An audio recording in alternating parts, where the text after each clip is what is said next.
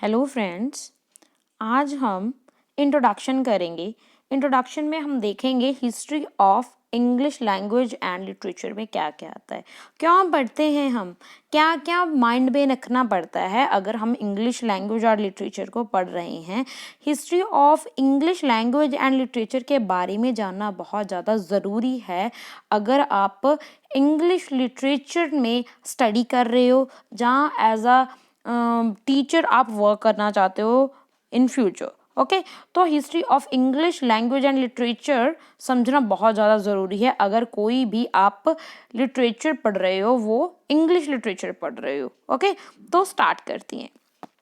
तो history of English language and literature, तो पहले हम इंग्लिश की बात करते हैं।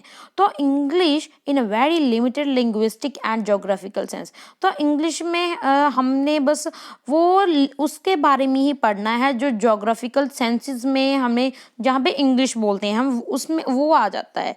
The literature in English of the British people, तो पैट रोगर्स ने बोला है, तो इंग्लिश लिटरेचर क्या है, जो वो लिटरेचर है जो ब्रिटिश पीपल्स ने लिखा है। क्यों भाई, इंग्लिश में तो क्योंकि English is an international language, मगर हम इसमें जो history of English language and literature में सिर्फ हम ब्रिटिश लोगों की ही हिस्ट्री जानेंगे। ओके, तो इसमें और जो भी जैसे अमेरिकन लिटरेचर है, अफ्रीकन लिटरेचर है, इंडियन लिटरेचर है, चाहे वो इंग्लिश लैंग्वेज में लिखे गए हैं, मगर हम उसको हिस्ट्री ऑफ इंग्लिश लैंग्वेज के साथ नहीं पढ़ेंगे, उसको अलग से पढ़ेंगे। और हिस्ट्री ऑफ इंग्लिश लैंग्वेज में सिर्फ हम ब्रिटिश पीपल यानी कि ब्रिटिश लोगों के बारे में ही पढ़ेंगे। Okay, exclude the writing in English outside this geographical centre, जो ब्रिटिश यानी कि ये इंग्लैंड के एरिया से बाहर आते हैं, उसको एक्सक्लूड कर दिया गया है इस हिस्ट्री में से। तो हम ये देखते हैं इस कोर्स में, अगर हम बात करें history of English language and literature में, हम ये नहीं आता, इसमें अमेरिकन लिटरेचर नहीं आता, अफ्रीकन लिटरेचर, इंडियन लिटरेचर होता है, कैनेडियन लिटरेचर है, ऑस्ट्रेलियन लिटरेचर है।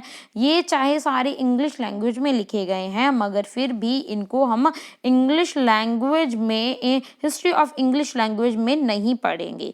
तो देखते हैं आगे।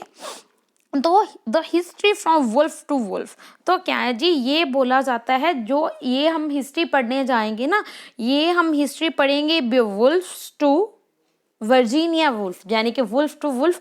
वर्जीनिया वुल्फ ये तो मॉडर्न पीरियड की एक राइटर हैं, फीमेल राइटर हैं, और ये जो बेओवुल्फ है ये middle English, old English literature का ये एक वर्क है। ओके, तो इससे लेकर वर्जीनिया वुल्फ तक जितना भी है वो सारा इसके अंडर आता है, इन अ वेरी सिंपल लैंग्वेज अगर हम बात करें। Okay, the significance of literary history, तो लिटरेरी हिस्ट्री का क्या महत्व है, क्या इम्पोर्टेंस है। तो हिस्ट्री एंड लिटरेचर इनकॉन्ग्रुएंस है, तो हिस्ट्री और लिटरेचर को हम बिल्कुल भी अलग नहीं कर सकते। लिटरेचर के ऊपर बहुत ज़्यादा फर्क पड़ता है, बहुत ज़्यादा इन्फ्लुएंस होता है, इफेक्ट होता है किसी भी हिस्ट्री का। ओके, तो पहले हम बात करें लिटरेरी हिस्ट्री की। लिटरेरी हिस्ट्री होती क्या है? Chronological account of books and authors, various influence that shape them. तो ये हमने बात की, ये कोई भी जैसे कोई मूवमेंट चली है, कोई भी उसके ऊपर एक उसका मूवमेंट का राइटर के ऊपर बहुत ज़्यादा असर होता है, जिसकी वजह से उनके जो वर्क लिखेंगे उसके ऊपर भी हमें असर देखने को मिलेगा। ये सारे जो इन्फ्लुएंस है वो पॉलिटिकल हो सकते हैं, और भी हिस्ट्री के कई फैक्ट्स हो सकते हैं जो इन्फ्लुएंस करते हैं, और वो वर्क्स को भी इन्फ्लुएंस करेंगे, उसी को शेप करेंगे। जो सेंट्रल पर्पस है लिटरेरी हिस्ट्री का, to give an account of the transformation of literature from period to period. तो हिस्ट्री में हम पढ़ेंगे सीक्वेंस वे में पढ़ेंगे, ठीक है, लाइनर वे में पढ़ेंगे, ठीक है, पीरियड टू पीरियड पढ़ेंगे, कौन सा पीरियड पहले आया, कौन सा बाद में आया, क्या क्या चेंजेस आते गए, और किसका किसके ऊपर असर रहा। तो ये सब कुछ हमने पढ़ना है history of English language and literature में। The understanding of interaction between literary culture, तो हम इंटरेक्शन भी देख सकते हैं हैं क्या इंटरेक्शन था एक कल्चर का लिटरेचर के ऊपर। ये यानी कि कल्चर का बहुत ज़्यादा इफेक्ट देखने को मिलता है लिटरेचर के ऊपर, वो सारा हम इसमें ही देखेंगे। Okay, the tracing the intellectual ancestry. तो इंटेलेक्चुअल इंसेस्ट्री की अगर बात करें, अगर हमने देखना है इंसेस्ट्री की यानी कि जो हमारे पूर्वज हैं उनकी इंटेलेक्चुअल को देखना है, तो हमने राइज देखना पड़ेगा, क्या क्या ग्रोथ हुई थी, क्या डिक्लाइन हुए थे, कौन कौन से स्कूल का डिक्लाइन हुआ था, कौन कौन से स्कूल्स और मोमेंट्स का राइज हुआ था, किस चीज़ की पॉपुलैरिटी थी, इमिटेशन किस राइटर ने किसकी इमिटेशन की, तो इमिटेशन वो अपने पीछे वाले राइटर्स की वो करेगा ना वो, और प्रेविलेंट टेस्ट हो जाते हैं, प्रीडेसर्स हो जाती हैं और सक्सेसर्स हो जाते हैं, सब कुछ हम ये बहुत ज़्यादा हमें हेल्प होगी अगर हम इंग्लिश लिटरेचर को अच्छे से समझ लेंगे। ओके, किसी भी राइटर के वर्क को समझने में बहुत ज़्यादा हमें हेल्प होगी अगर हम बहुत अच्छे से हिस्ट्री ऑफ इंग्लिश लिटरेचर को करेंगे। Then positioning each author in the literature of his or her nation। तो हर एक ऑथर को हम उसके अलग अलग पोजीशन में रख सकते हैं, उस जो भी नेशन से बिलोंग करता है, चाहे वो मेल है चाहे वो फीमेल है, तो उसको हम पोजीशन कर सकते हैं कि वो कौन सी एरा में था। ओके, ये सब कुछ देखकर N intimate connection between literary history and journal history. तो ये बहुत ज़्यादा इंटीमेट कनेक्शन माना जाता है जो लिटरेरी हिस्ट्री में और जर्नल हिस्ट्री में बहुत ज़्यादा हमें कनेक्शन देखने को मिलता है। तो insurance and idea of continuity. तो कंटिन्यूटी चलती रहती है, अगर हम एक पीरियड को पढ़ रहे हैं तो उसके बाद नेक्स्ट पीरियड को पढ़ेंगे तो इससे हमारी कंटिन्यूटी बढ़ेगी, और कंटिन्यूटी बढ़ेगी तो इससे हमें लर्न करने में, याद रखने में, समझने में बहुत ज़्यादा हेल्प होगी।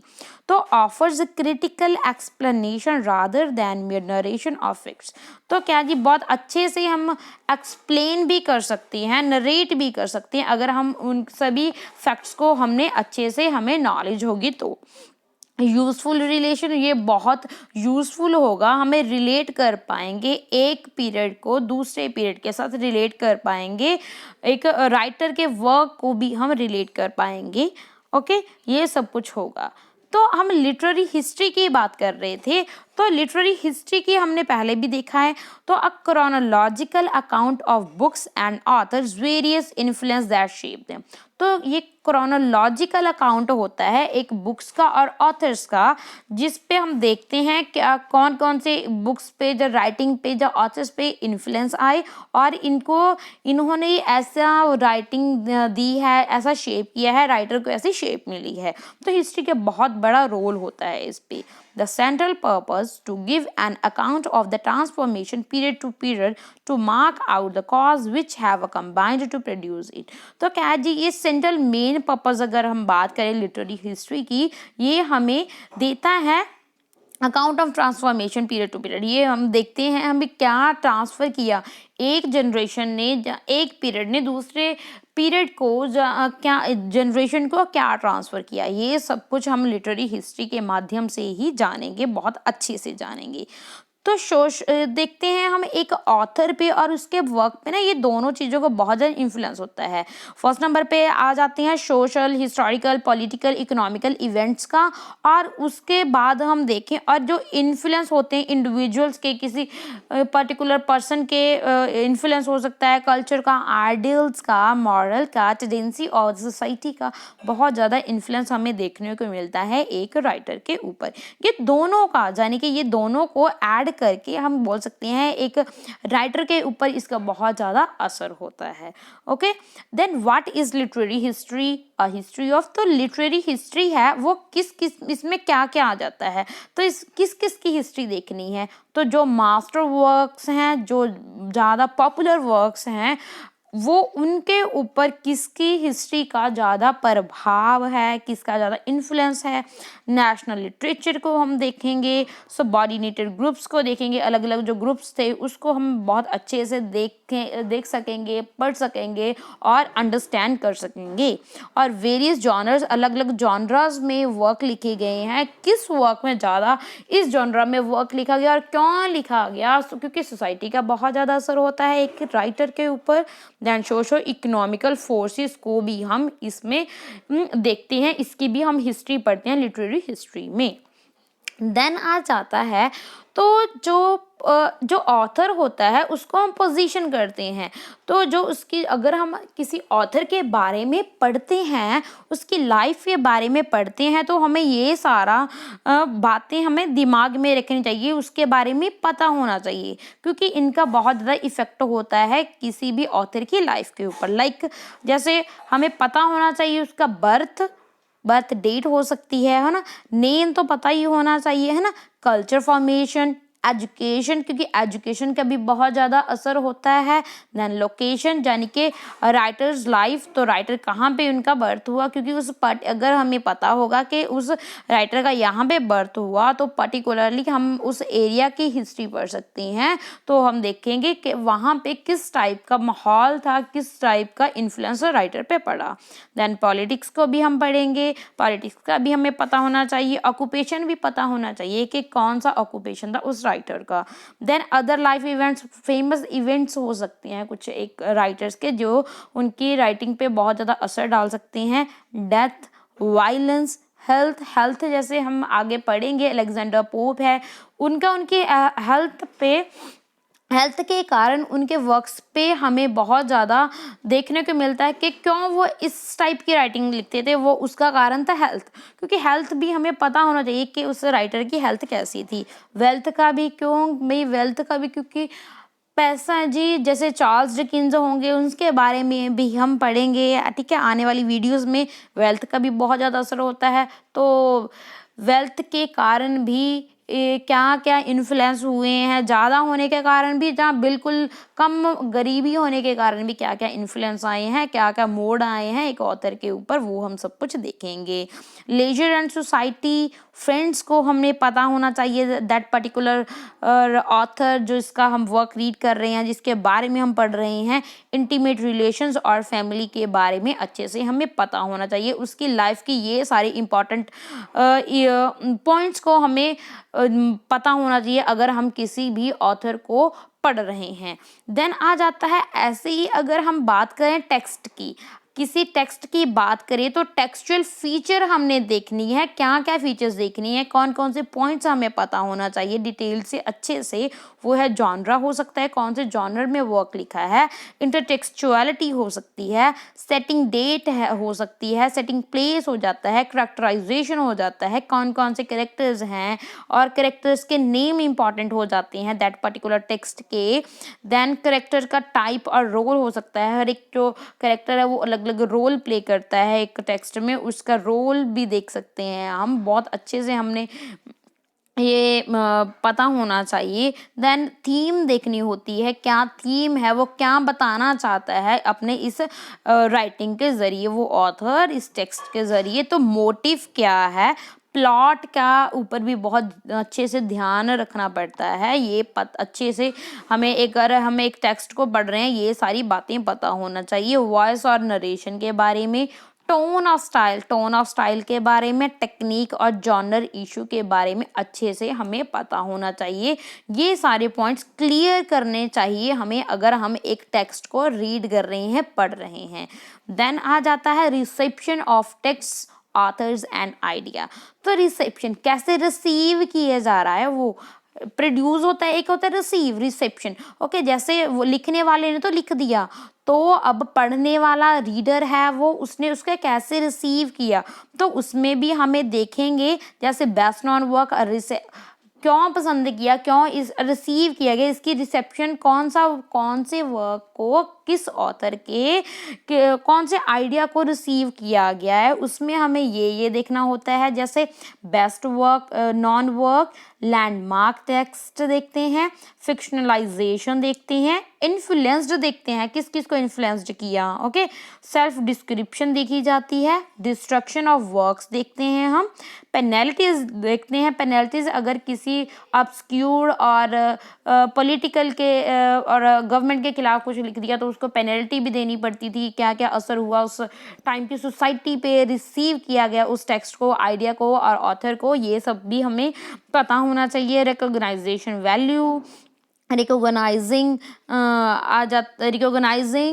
नेम हो जाता है रिस्पॉन्सेज, और लिटरेचर में उसको क्या क्या रिस्पॉन्सेज मिले ये भी हमें देखना होता है। जब हम किसी टेक्स्ट ऑथर के आइडियाज़ को पढ़ रहे हैं तो उसको किस प्रकार से रिसीव किया है ये भी हमें पढ़ना होता है। तो लिटरेरी पीरियडाइजेशन, तो जो लिटरेचर है हमने उसको अलग अलग पीरियड्स में डिवाइड किया गया है, अलग अलग सेगमेंट्स में डिवाइड कर दिया गया है।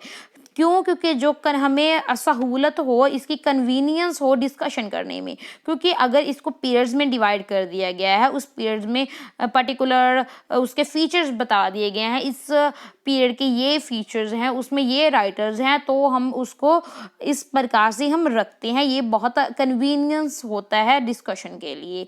तो ये आर्बिट्रेरी होता है, यानी कि ये इस पे अलग अलग क्रिटिक्स के अलग अलग विचार हैं, वो अपने अपने व्यूज़ देते हैं, वो यानी कि फिक्स्ड नहीं है। जैसे हम आगे बताऊंगी, मैं आपको आगे डिस्कस करेंगे कौन कौन से पीरियड हैं और कैसे कैसे डिवाइड किए गए हैं, और उनके एक नाम नहीं है, उनको तो अलग अलग नाम से ये जाना जाता है।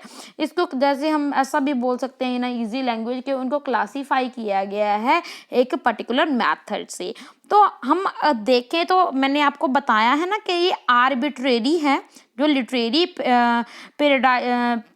पीरियडाइजेशन की है, इसको अलग किया गया, पीरियड्स में डिवाइड किया गया है, उसको वो आर्बिट्रेरी है। वाई? बिकॉज अलग अलग ने जो वो जैसे एपिथेट फ्रॉम हिस्ट्री और रिप्रेजेंटेटिव राइटर्स और मेजर स्कूल ऑफ थॉट्स को अलग अलग, जैसे एलिजाबेथन ड्रामा, कोई तो एलिजाबेथन ड्रामा पीरियड को में डिवाइड करता है, और कोई उसको एज ऑफ शेक्सपियर बोलता है, कोई मेटाफिजिकल पोइट्री बोलता है। यानी कि इनको अलग अलग, कोई पॉलिटिकल साइड पे उनको डिवाइड किया गया है, कोई एलिजाबेथन एज बोलता है, और कोई जैसे शेक्सपियर उसमें प्रोमिनेंट थे तो उसको एज ऑफ शेक्सपियर बोला जाता है। और जो पोइट्री थी, मेटाफिजिकल पोइट्री थी, वो बहुत ज़्यादा पीक पे थी, इसीलिए इस पीरियड को मेटाफिजिकल पोइट्री भी बोला जाता है। तो अलग अलग ये इसमें डिवाइड किया गया और ये आर्बिट्रेरी है। देन आ जाता है लिटरेरी पीरियड्स को इंग्लिश में अलग अलग पीरियड्स में डिवाइड किया गया है। नंबर 1 पे आप देख रही हो ओल्ड इंग्लिश, जिसको एंग्लो सेक्शन पीरियड भी बोला जाता है, जिसको 450 टू 1066 तक का पीरियड माना जाता है। 450 टू 1066 तक का पीरियड है। और इसमें जो वर्क है बियोवुल्फ, ये बहुत फेमस वर्क है, ओल्ड इंग्लिश पीरियड का ये वर्क है। तो मिडल इंग्लिश पीरियड की अगर बात की जाए, और इसको एज ऑफ चौसर के नाम से भी जाना जाता है मिडल इंग्लिश पीरियड को, और इसका जो टाइम पीरियड है क्रोनोलॉजिकल वो ऑर्डर है, ठीक है, वो माना जाता है 1066 टू 1500, ये माना जाता है पीरियड। मिडल इंग्लिश पीरियड भी बोलते हैं और इसको एज ऑफ चौसर भी बोला जाता है। देन आ जाता है रिनाइसेंस। द रिनाइसेंस है 1500 टू 1660, और इसको एज ऑफ शेक्सपियर भी बोला जाता है। और इसको आगे इसकी सब डिवीजन भी की गई है, और इनको द रिनाइसा को तो हम 1500 टू 1660 तक एज ऑफ शेक्सपियर भी बोलते हैं, और इसके अलग सब टाइटल्स हैं, जैसे सब डिवाइड किया गया है। जैसे इसको एलिजाबेथन एज भी बोला जाता है। एलिजाबेथन एज को हम 1558 से लेकर 1603 का ये मानते हैं। Then Jacobean age है 1603 to 1625. Then Caroline age 1625 to 1649. Then Commonwealth period, Puritan age 1649 to 1660. Then Neoclassical period. Neoclassical period है, इसको एज ऑफ जॉनसन भी बोला जाता है, और ये 1660 से लेकर 1785 तक इसका टाइम ऑफ पीरियड माना जाता है। और इसको सब डिवाइड भी किया गया है, जैसे द रेस्टोरेशन एज को 1660 से लेकर 1700 तक के टाइम को माना जाता है। द ऑगस्टन एज को द एज ऑफ पॉप भी बोला जाता है। अलेक्जेंडर पोप थे इस हम बोल सकते हैं इस टाइम में अलेक्जेंडर पोप बहुत प्रोमिनेंट राइटर थे, इसलिए उसको एज ऑफ पॉप भी बोला जाता है और अगस्टन एज भी बोला जाता है। और इसका हम पीरियड देखें 1700 टू 1745 है। Then the age of sensibility, ये एज ऑफ जॉनसन भी बोला जाता है इसको, 1745 टू 1785 है ये। देन आ जाता है लिटरेरी पीरियड की, हम बात कर ही रहे हैं तो आगे उसको बाद न्यू क्लासिकल पीरियड के बाद प्रोमिनेंट पीरियड है the romantic words, the romantic period, sorry the romantic period, जो रोमांटिक एज ये 1785 से लेकर 1830 तक के टाइम ऑफ पीरियड को कंसीडर किया जाता है रोमांटिक पीरियड, और इसको द एज ऑफ वर्ड्सवर्थ भी बोला जाता है। Then the Victorian period 1832 to 1901, इसको एज ऑफ डिकिंस भी बोला जाता है। चार्ल्स डिकिंस इसके फेमस राइटर थे इस पीरियड के। और विक्टोरियन एज को आगे फिर डिवाइड किया गया, अलग अलग सब डिवाइड किया गया, हम ऐसे बोल सकते हैं। जैसे द प्री रेफेलाइट्स जो 1848 से लेके 1860, ये हम बोल सकते हैं ये स्कूल है एक, ठीक है, उसके ऊपर स्कूल ऑफ थॉट्स बोल सकते हैं, उसके ऊपर एस्थेटिसिज्म एंड डेकेडेंस 1880 से लेकर 1901। Then Edwardian period 1901 to 1914। Then Georgian period 1910 to 1936। These are the subdivision of the Victorian period. Then आ जाता है the modern period. The modern period 1914 से माना जाता है, और ये यहाँ बस इतना माना जाता है, ये मॉडर्न पीरियड आ गया है भाई 1914 से बाद का, ओके। और इसको एज ऑफ एलियट भी बोला जाता है, और इसको फिर उसके बाद माना जाता है पोस्ट मॉडर्न, और ये भी मानते हैं 1945 से बाद का जो पीरियड है उसको हम पोस्ट मॉडर्निज्म मानते हैं। तो हमने देखा है ना, हम अगर बिल्कुल ये राइटर्स के ऊपर देख के तो हमें देखा है बेवुल्फ है, फिर उसके बाद चौसर हैं, चौसर के बाद शेक्सपियर हैं, शेक्सपियर के बाद मिल्टन है, और मिल्टन के बाद वर्ड्सवर्थ हैं, और वर्ड्सवर्थ के बाद टेनिसन है, डिकिंस हैं, ये सब है। मगर फिर भी ये लाइनर नहीं है, तो लाइनर में नहीं है। तो क्यों? क्योंकि ये हमने सब कुछ देखना होता है। क्या क्या देखना होता है एक पीरियड को डिवाइड करने में, ये सब कुछ उन्होंने देखा है। जैसे a sense of the literary past and the tradition, genres देखे हैं, कौन से जॉनरास में वर्क लिखे गए हैं, कौन से ज़्यादा लिखे गए हैं, लिटरेरी कैनन्स देखे हैं, कल्चर डिबेट्स आ जाती हैं, मोमेंट्स आ जाते हैं, forms of print culture, political opinions, authors and myths, ये सब कुछ देखकर फिर इनको डिवाइड किया गया है इन सबको। This is all about today's lecture. Thanks for listening me. Best of luck for your exam.